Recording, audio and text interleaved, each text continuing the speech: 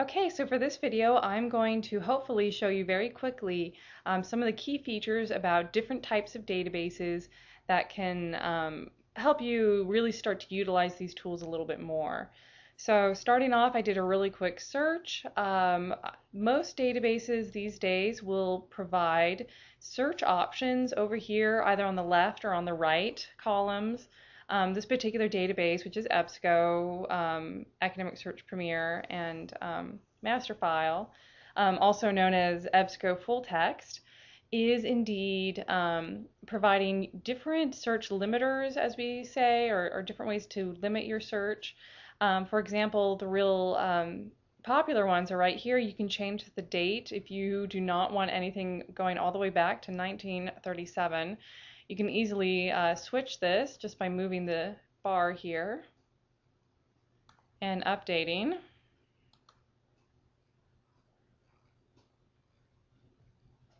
So we just updated our search with a quick limitation on our date. Other options, of course, you can limit things to full text, and another set of options if you come over here to show more. You'll notice here these are all the basic search options you have when you go to the advanced search screen. This is just a way to pop them open and start manipulating if you want to do that when you're actually searching. So again, we can change to search only full text articles. I don't necessarily advocate this when you're first starting, but it is an option when it's late at night and your paper's due the next day and you really just need an article. You do have the option to limit only to scholarly journals. This can really help a lot. And you have the option down here to limit by the different types of sources. Be sure to remember that periodical in this case refers to all types of periodicals except for newspapers. So this is the really basic search option for this screen. I'm not going to change anything at this point.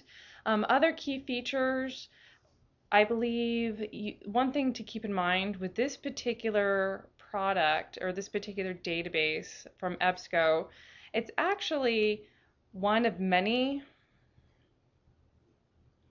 So by clicking on the Choose Database option, you'll notice that we have access to all of these different types of databases that are provided from and by EBSCO. So EBSCO is actually the vendor. EBSCO itself is technically not its own database. So what you may want to find is that if you're searching EBSCO Full Text, which is technically Master File Premier and Academic Search Premier, but you're doing a psychology topic, you have the option to include all of Psych Articles, Psychology, Behavioral Sciences Collection, and Psych Info.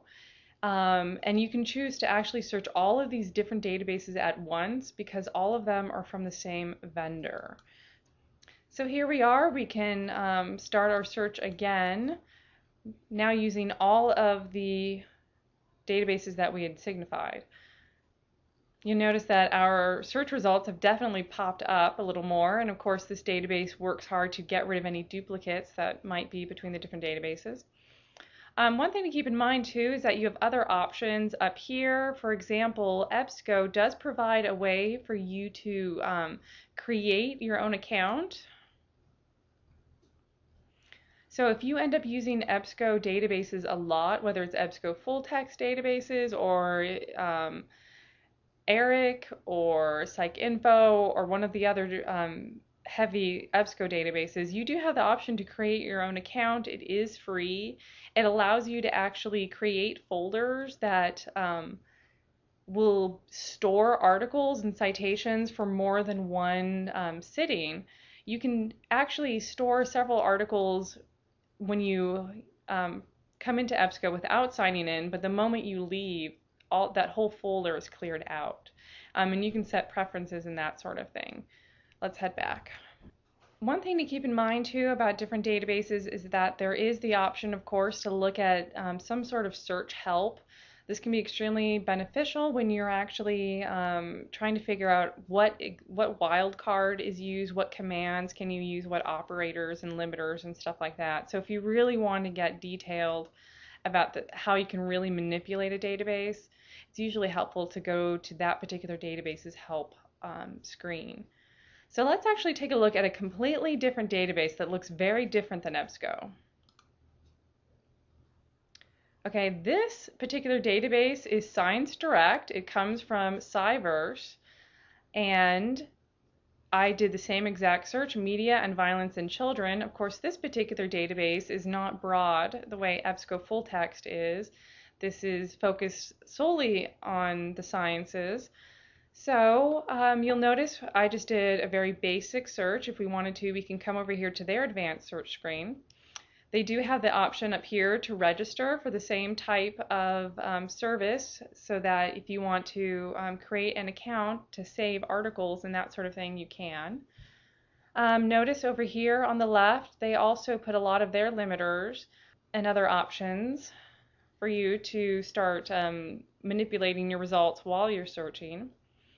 And now let's actually take a look at some of their options. Another key thing that you may end up doing as you're researching, let's take a look at an article. So I usually advocate that students look at the PDF versions of an article in full text because it provides all of the information exactly where the publisher intended them, including pictures. So sometimes when you look at the HTML version, which is what we see here, the article will actually present pictures and charts out of context. So the text may say, look to the right to see the diagram, but the diagram in HTML version is actually below it. But there is a key advantage to using the HTML, particularly in this database, is that what this particular database does is actually link you with every citation to the reference list. So by clicking the in-text citation, it takes us to the reference list, and in this case, if the article is available in this database, it will provide a link to the actual full text. So this can be extremely beneficial if you start to really use the reference list as a means of acquiring more research and doing some of your research this way. Another thing that's important when you're actually looking at different databases, some of them will do this and others won't, but this particular database does say which other articles have based their research on the one that we're actually looking at. So who has actually cited this article? We have 3 different articles that cited the one that we're currently looking at, and if we wanted to, we could actually click here. You notice this one is available full text, and so you can start to see the connections between different articles and the research that's being done between them.